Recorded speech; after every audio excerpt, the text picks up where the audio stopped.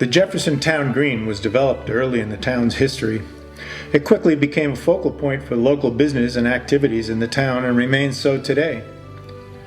During the time in the Revolutionary War, Jefferson, unlike the nearby Schoharie Valley, was an unsettled area. Land in New York State was divided up into large patents. The boundaries of the Strasburg patent, which covered much of what is now Jefferson, were surveyed in 1771. But individual lots within it were not surveyed until 1793. Soon after that, with the area now open for settlement, development prospered. In 1797, Elkanah Watson sold Colonel Stephen Judd 16 lots covering around 2,000 acres. Judd soon built a mill on what is now the west edge of the hamlet, where the Mill Pond Inn is today. By 1799, he had built the first framed house in the town near where Middlebrook Mill is now being developed. Colonel Judd was the most influential early resident of Jefferson and was an officer in the Schoharie County Militia Regiment. He had a strong vision for the town, including plans on how it could be developed, and was a vocal advocate of education. Judd was instrumental in creating the town of Jefferson in 1803 from part of the town of Blenheim. The first town meeting was held in his house. In 1817, Judd donated one of his most valuable parcels of land to Jefferson to be used for a militia training ground and an academy, which is essentially today's green. The green was established in the heart of the town along with a critical travel route, which in 1805 had become the Albany and Delaware Turnpike. Judd had come from Connecticut, where New Englanders were accustomed to town greens in their communities. After the green was donated to the town, it became the center of development. Many of the earliest town businesses, public buildings, and residences were on or near the green. Over the years, the training ground has been referred to as the Military Square, Town or Village Green, the Jefferson Green, or Judd Park. Along the north side of the green, the Jefferson House, now the Heartbreak Hotel, became an early business in the town. The Masons met there before building their own lodge. Next door, to the east, is what many people remember as Hewlett's store, which had a long history as a general store. One more lot up the street was Civil War veteran Benjamin Reynolds' shoemaker's business for years before he became a general merchant. West from the Jefferson House was the Jefferson General Store in its later years, but earlier was a dry goods store and later an ice cream parlor and restaurant. The next business to the west was the largest business building in the town, which served as the Twitchell Hotel in the 1860s, and later a funeral parlor and furniture store, as well as housing many smaller businesses. On the south side of the green, additional businesses were established.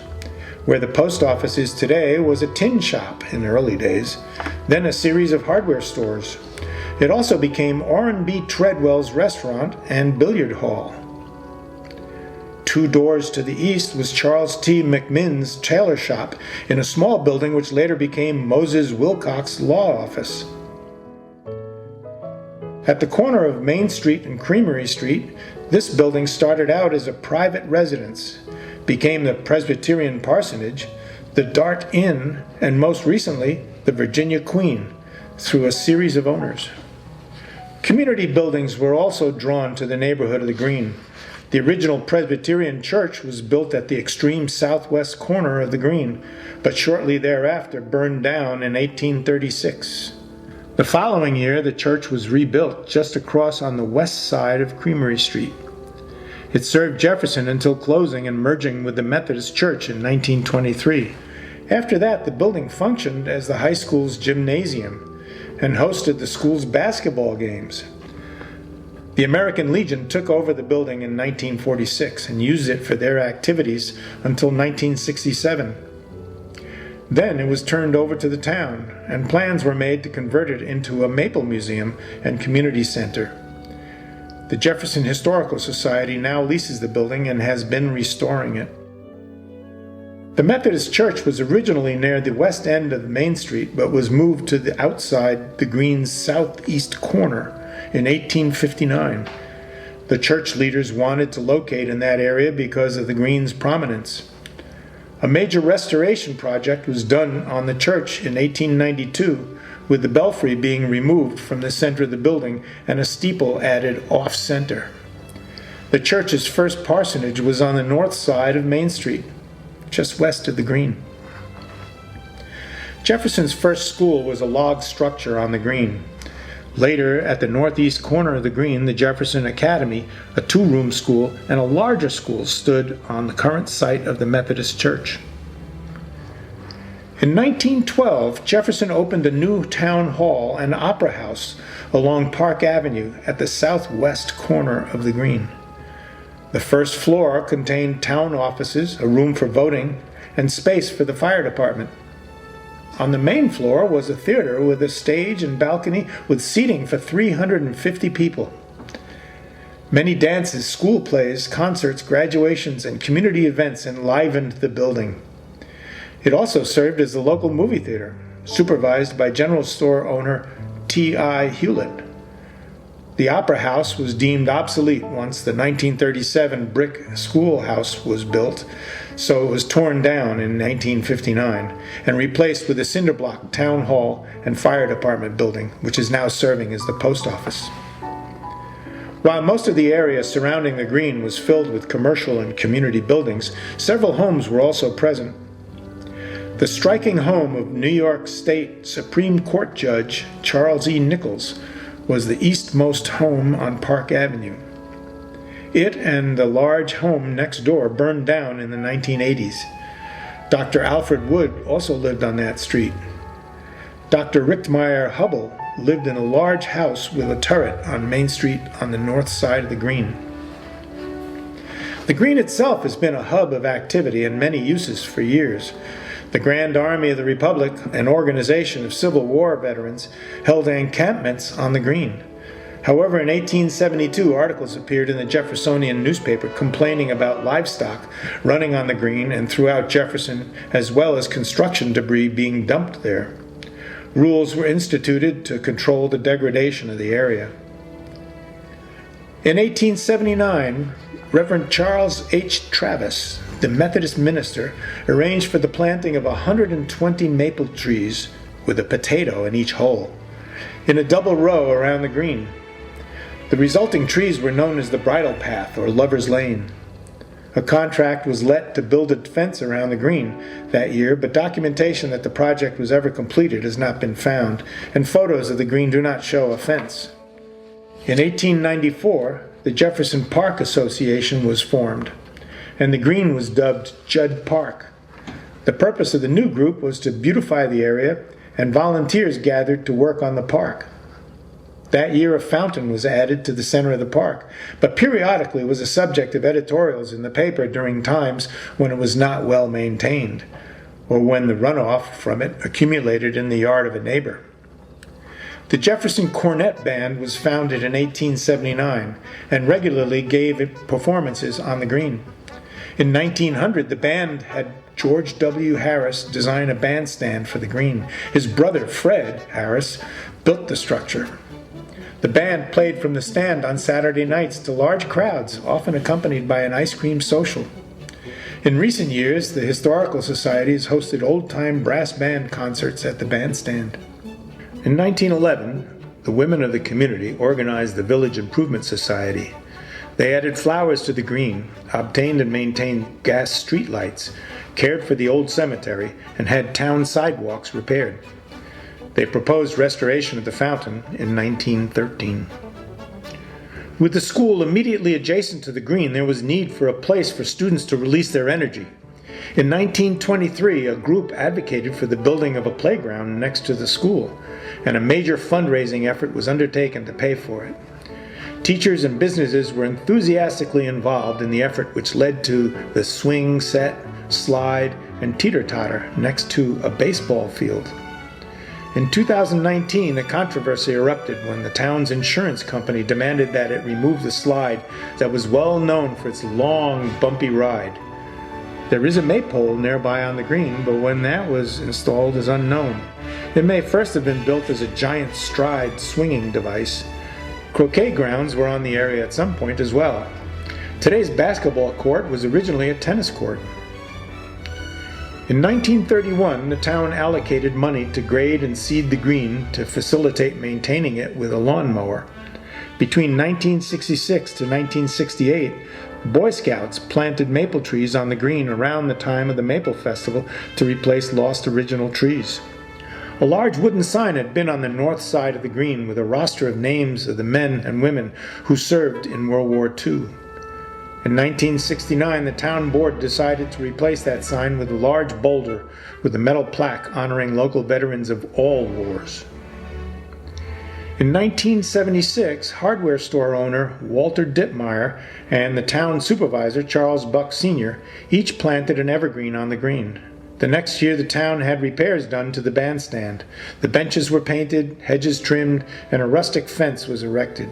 A basketball court was established on the west side of the green. In some years, an ice skating rink was created on that paved area. In 2020, the Jefferson Historical Society, in cooperation with the town of Jefferson, added 9 sugar maples to the green and 1 adjacent to the green at the Methodist Church. Those groups, along with a retired forester, worked together to plan for future care and management of the trees as well as the green in general. The group arranged for memorial pavers associated with the new maple trees to be placed by the Veterans Memorial Rock. Large 4th of July events were a great tradition in Jefferson, but one year led to a serious injury. In 1865, Dr. Cooper walked in front of a cannon on the green during a celebration of the 4th, and a cannon blast struck him in the arm. He endured the amputation without any anesthetic and recovered quite well. The Jefferson Courier reported extensively on the 4th of July celebrations of 1918. As part of the parade, women represented the Allied nations in the war. The Jefferson fairs were also held on the green. These were often exceptionally large events and had livestock, vegetables, and other items displayed that rivaled many county fairs. Old Home Days started as a 2-day event in 1905. The celebration, much like a fair, continued, although it was reduced to a 1-day event through 1969. Except for 2 years during World War II, Old Home Day included speakers, concerts, dances, a regular parade, baby parades, chicken barbecues by the Methodist Church, children's games, baseball and softball games, and talent shows. It did not take place in the 1970 to 73 period, but resumed into the 1980s. Over time, different groups organized this event, including the Jefferson Automobile Club, the Ladies' Aid Society, Jefferson American Legion Post, the Methodist Church, and in the final years, the Jefferson Fire Department. The importance of the local maple industry contributed to the development of the Maple Festival in 1966. This event took place on the green and at other locations around town. Massive crowds gathered on the green to watch tree tapping and sap being boiled down in a temporary sap house. Musical performances, food booths, and vendors attracted people from miles around, as did the crowning of the Schoharie County Maple Queen. The event continued in Jefferson until 1993, but after that year moved to the fairgrounds in Cobleskill. The Jefferson Fun Festival was held for several years in the mid-1980s. It offered bed races, a 5K race, a horseshoe tournament, and children's events such as sack races. The Fun Festival organizers planted more maple trees on the green in 1987.